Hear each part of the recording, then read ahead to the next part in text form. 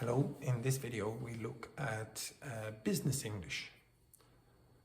What exactly is business English and why does it matter so much? Well, let's start with a working definition. Business English is the kind of English used in any professional setting where commercial, managerial or administrative communication takes place. That includes everything from banking, finance, insurance and shipping to hospitality, IT, tourism, media, and sometimes even agriculture. It's a wide net, and that's exactly why we need to understand the full picture. Business English, I should say, sits under the larger umbrella of EOP, or English for Occupational Purposes. But unlike English for Science or English for Aviation, which may be more technical and field specific, business English stretches across multiple registers and industries. So when we talk about business, we're not just thinking of suits and boardrooms, we're talking about a charity worker coordinating with an international donor, a school administrator negotiating with a supplier, a hotel manager emailing a travel agency abroad. So English has become the global default, the lingua franca of commercial and professional interaction. And that's where BELF comes in. BELF stands for Business English as a Lingua Franca. And here's the reality. When two professionals from different countries, say a French engineer and a Thai logistics manager, need to get a job done, they'll likely use English.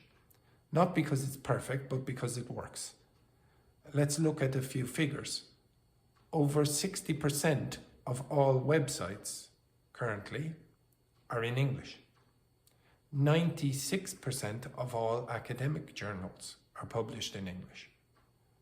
75% of the world's mail and 80% of its data is in English.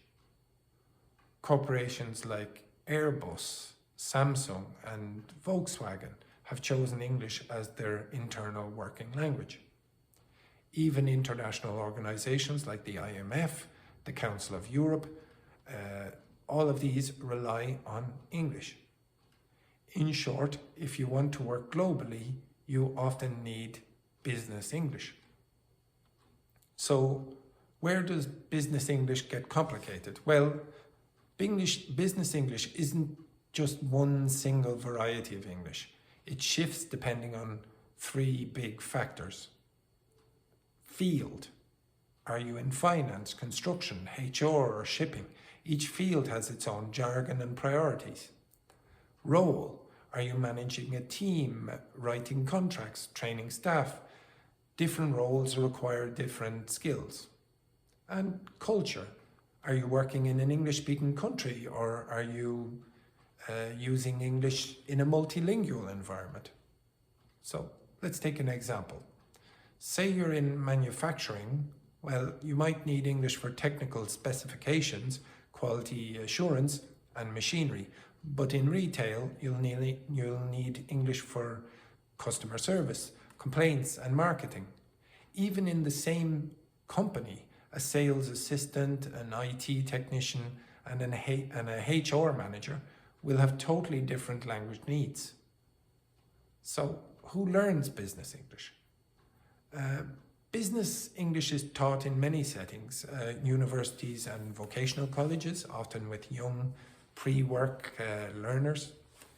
Private language schools, such as the one that I work in, offering short, generalized or tailor-made courses.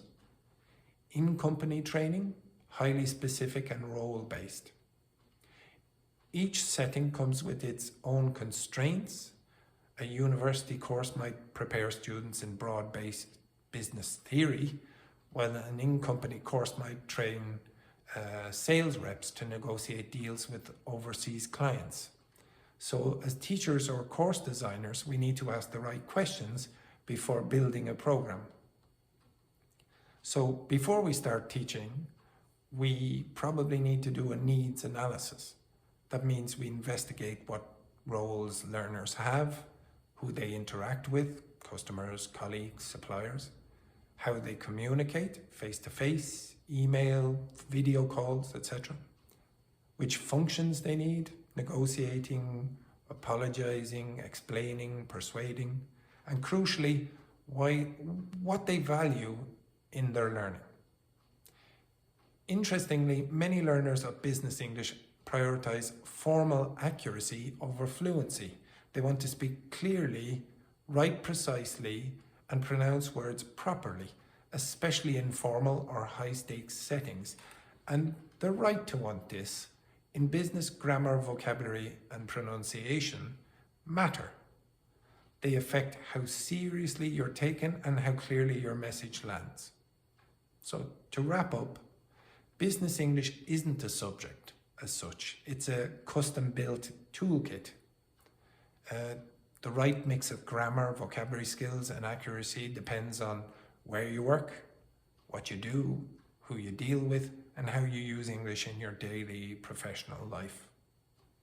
If you're a teacher, build your course around your learners' real-world contexts. If you're a learner, be clear about your needs and your goals, and don't be afraid to ask for precision and clarity in your lessons. Because in business English, getting it right isn't about perfection, it's about being understood, respected, and taken seriously. Thank you.